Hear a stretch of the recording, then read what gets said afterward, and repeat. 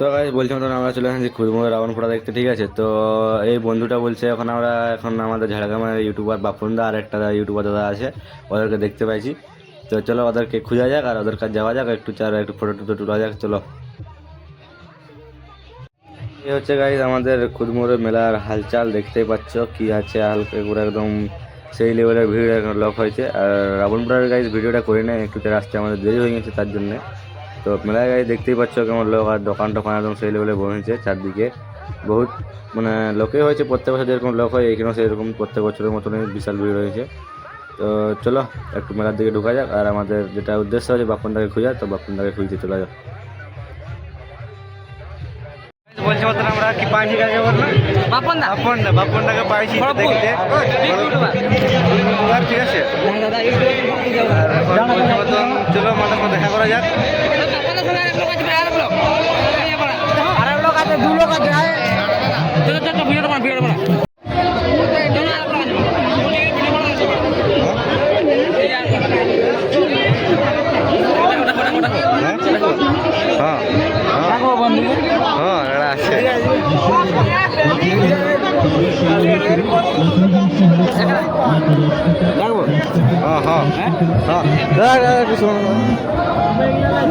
বাবন্দা এটা কি ফোন রে কি বলছে তোমাকে দাদা একটু এক্সপ্লেইন হচ্ছে আর কি বলবো হালকা নমস্কার সবাইকে, ভালো থাকবেন, সুখে থাকবেন ভাই ভাই।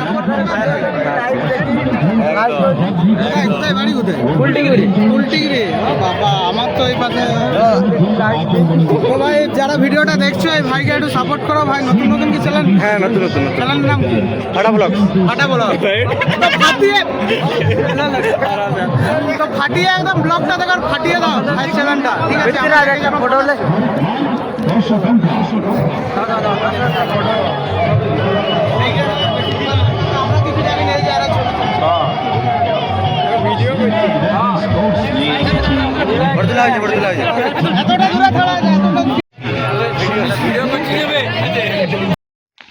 তো ভাই তোমার ভিডিও করা হয়েছিল ফটো তুলতে যাবো বলে, তো এটা ফটোটা নিলে দেখতে পাচ্ছ গাড়ি দুটো দাদা আছে, বাপন দাদা আছে আর এই আমাদের ইউটিউবার দাদা।